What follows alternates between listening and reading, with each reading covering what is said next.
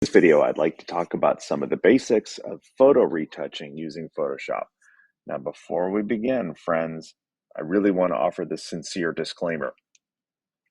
When I talk about retouching, I'm thinking of it from the client's perspective and what their goals may be for the image. This is not a reflection of the person in my sample or anybody else's appearance.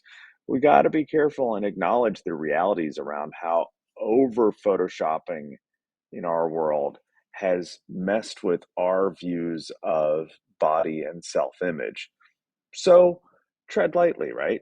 Um, and let's move forward and enjoy some of these tools with that in mind. So I'm working off of an image that I adjusted in a previous tutorial using the camera raw filter in Photoshop, and I've already got two layers to that effect. If you want to make some adjustments that go from this to this, then check out the camera raw tutorial. I am going to make a copy of my background copy um, layer because I want to have that just in case things get a little wild. All right. So, what are some things we can do? So, the first thing I'd like to look at are on this wonderful photo, some of the flyaway hair that Mother Nature has kicked up across the model's face. So, let's take a look and see what we can do. I used Control or Command Plus to move in and zoom in. I'm going to go to the spot healing brush on the left-hand toolbar. I don't want a huge brush for this. So I'm just going to get a smallish brush using the bracket keys to adjust and trace along that hair like so. And I'll give you a moment to do this on your very own and enjoy watching me do the same. Now, if things get a little too aggressive, right? Like that, now you can see the line. Definitely undo.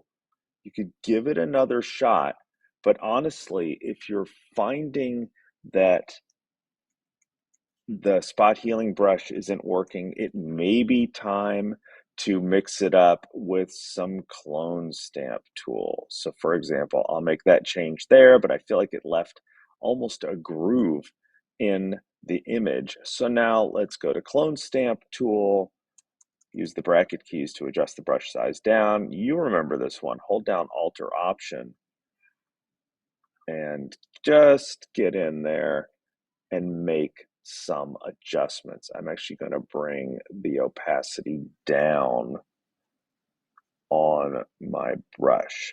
So make some changes there. Like I said, it's a combination of spot healing and clone stamp to get a better look. Not totally satisfied with that, but for the purposes of our tutorial, I'm going to move on so that I've got good stuff for you. Okay, so blemishes again. Blemishes, talking about retouching. I feel strongly that this is part of her personality. This is part of her look.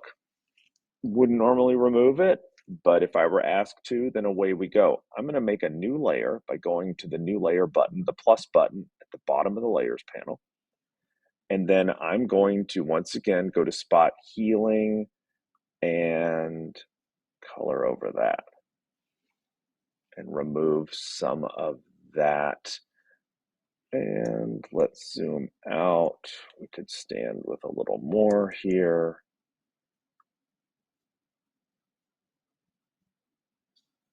Change my brush size down.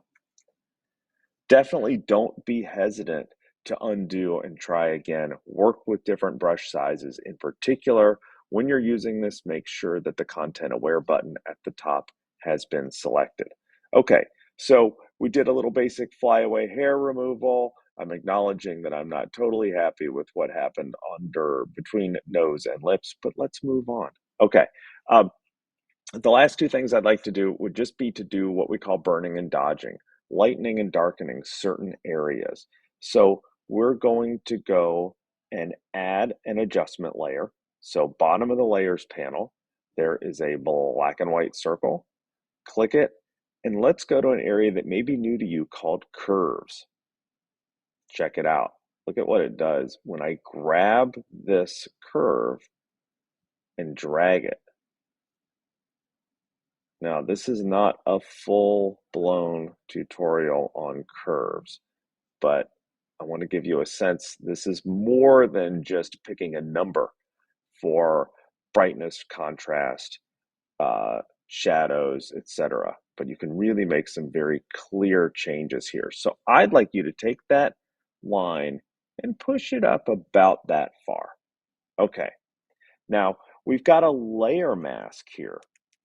What we want to do is flip the mask. So on your keyboard, hold Control or Command and I and invert that mask. Now what we're going to do is click on our brush, and we'll be in the normal mode.